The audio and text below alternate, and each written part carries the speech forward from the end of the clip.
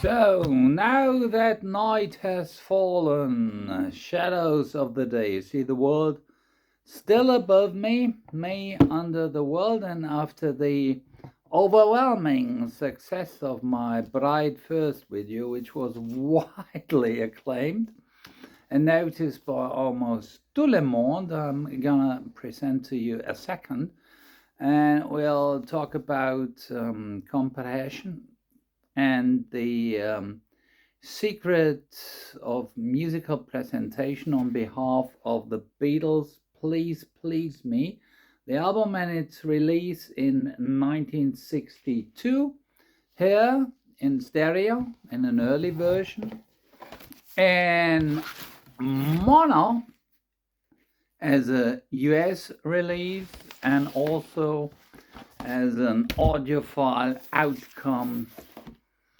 of outstanding sound theory in a German hörzu edition as die zentrale Tanzschaffe der weltberühmten Vier aus Liverpool. If you listen to the Please Please Me album in stereo as you have it here, this is not one of the really early nor the first release ever, but if you listen to this, you come to the conclusion that they have a very powerful drive in their production, the way the music is presented. It's stereo. It's a bit of a real simple stereo. Mainly with the Beatles, you have the voices on the one channel, on the other the instruments, due to the just very simple machines they used, and that is not very satisfying, as we truly must say. The Beatles mainly were a monophonic band and are probably best presented in mono and not in stereo, and the stereo mixes were no real stereo recording but mixed afterwards in a simple way, which you always hear when you listen to them. Not so in the monophonic version. This one has all the directness, the crispness, the punch, as we say. It's coming to you, and it's coming straight to you. If you want to have it best presented, you should have a monophonic cartridge also, which is leveling up both channels and putting them square and equal one and another. It's not only the monophonic needle, which is not as wide as the stereophonic one, but also the whole cartridge, and then it comes to you as one space. Left and right are perfectly the same, high and low, up and down. If ever you get into that room of the song, which is a perfectly symmetric room, it's symmetrical in all regards, then you cannot escape anymore. There's no room to flee to, because there's just this one room in which you are trapped and being caught. You're in the heart and the center of the music. You have the stereophonic impression of a sound, like you have it with the Pink Floyd albums, for instance, and there's always a room to hide in this ever bigger growing room, which is fading out to the left, to the right, to the up, to the down, and you have the cymbals in the low left, and where you can escape to the deep down low bass on the right lower side. Always a place to hide, always a way to go to in the great Irrgarten, but you cannot in the monophonic room. The monophonic room hits you straight into the face, and when you enter, there is no way out. You're inside the head of the musician, and whatever he had in his head when he composed and put on that sort of stuff, and there's no way of hiding from it. You get all the madness, all the directness, all the interior stuff of a brain in that one monophonic room.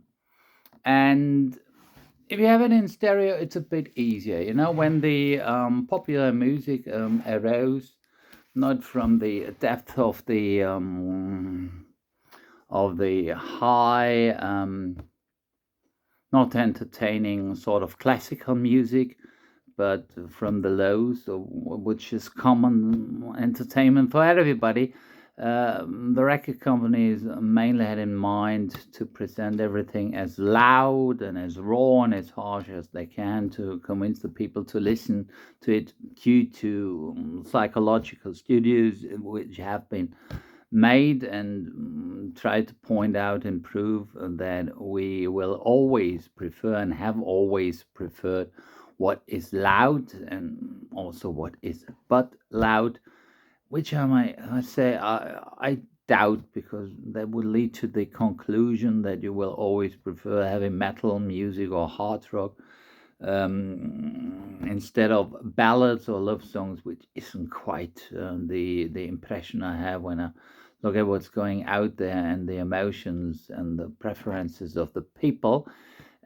So it's a bit questionable, but anyway, that was what they were seeking and the way they were heading towards. In the radio business, you had to get the people on the broadcast of the radio station, and you mainly convince them by having the loudest broadcast of them all, and you got to loudness if you rose the compression. The compression is the end of the range of the natural loudness of the sound, the dynamic range in a song, which is from the very low silent parts of the songs to the upper loudest parts, and this gap, which is really wide, shows you all the information you have, the silent parts, the loud ones, the mids between. And if you equal them up and if you level them together in the midst, then you raise the whole level of sound as a impression of the whole musical thing, and you make it louder, but you also make it less accentuated, less detailed, because you seem to apparently wipe away some unnoisy parts of it which you don't hear anymore. And that was what they intended to do, because if you broadcast something on the radio, then you still have vinyl records, and these vinyl records might have been noisy, and they might have been cracky and crackling, and the backfire in it, and you sort of overshadow this. If you play it loud and louder, like you did in the bars with the music boxes that you put some coins on, had real loud music. Everything should be overpowered, overshadowed, and not bringing back to surface what was in the inner depth of the music. Apart from this is the RIAA emphasis, which is something different.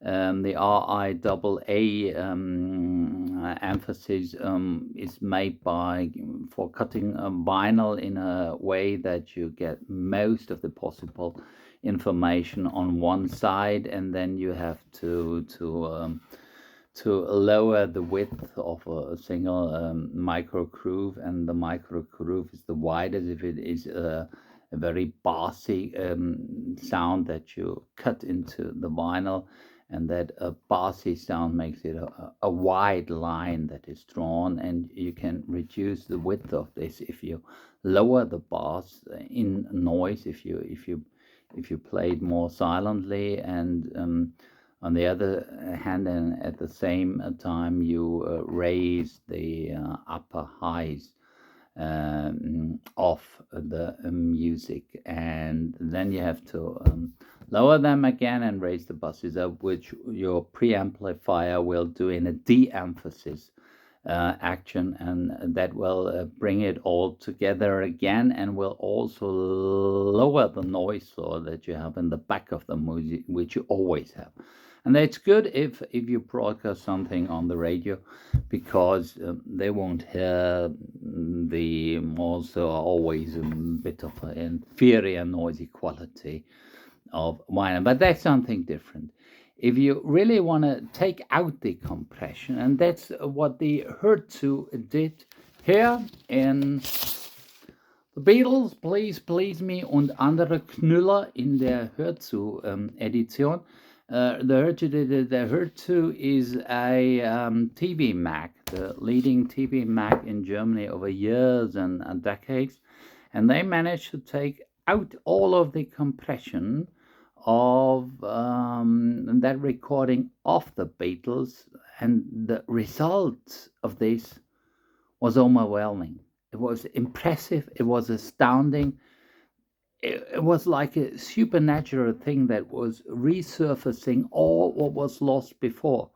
You had all the lower voices, the silent instruments coming back to life and being brought to sound again, and you have an experience that comes close to what must have been in the recording room when the Beatles played it, and which is very close to the original master tapes. And if ever you come close to the original master tapes, you're in the heart of the music, where you, or at least I always desire to be. The problem is a master tape nearly runs the same speed as a record when it spins round and round in its revolutions, but it has the width of an inch, and on an inch, these are 2.54 centimeters, all the information is on about the music, and that's pretty much. If you cut this down flat, and a microgroove line on a vinyl record is nearly perfectly flat, it has no height at all, almost, you can say, approximately nothing. If you cut this down flat, you have to put on so many wiggles and all the micro curves inside to get to the amount of information that the direction of the needle will be disturbed so heavily that it will almost instantly and literally jump out of the groove. So you can't play a record like this. Impossible to bring all the information from a master tape back to the vinyl. Now, if the vinyl is cut, it's cut into lacquer, and then some silver fork is being brought on, and the whole thing is galvanized in an electric bath, so to say, which will put a copper on it and will lead to a positive, so the micro curves are to the outside, and that is the father of it all, from which you draw a mother, which is like a negative again, and from these the stampers which are positives to the outside, curve to the outside again, from which the copies, the final copies to be sold, will be drawn as the final selling products which you have in a vinyl record and all the vinyl records you produce. But to get as close to the master tape and to have the least imaginary or possible amount of steps between, the best way is to make a direct cut into copper, like a DMN, direct metalling master cut, and to come as close to the master tape as you can, if you also eliminate the compression. That was done here. And one of the very few and almost only cases in the history of music production, this was being done here. It was also being done in one of the first ever CDs from the Toshiba label in Japan, who made the Abbey Road as a CD in 1983, and that was totally uncompromised. If you play this, you have the raw and direct events that were taking place in the recording room and that are banned forever on the master tape. You get to this here also, and this makes it so astounding, so overwhelmingly clear. It's silent, yeah. It's almost tender. It's a loving sound, yeah. It has all the minor steps, climbing a stairs with all the steps between. All this you hear again, and that is brilliant. This is the first time ever it is being done, and it finally led to something like the magical mystery tour from the hörzu version as well. And this was probably one of the highlights of all time musical production, because here, if you ever get to listen to this one, you have the full sound, the orchestral sound, the psychedelic wonderland sound of all that you never heard when they compressed it down and on what they sold you before, because you have the pure essence of real music inside this. So it's 3 versions of the Please Please Me of the Beatles. I cannot tell you which is the best. They all have their advantages. The one is clear, raw, it's coming to you straight from the heart. The other is a powerful stereophonic impression. And the next one is close to reality. If you search reality, you will find it here and nowhere but here. Enjoy the hörzu, Please Please Me, die zentrale Tanzschaffer from Germany. Thank you, goodbye.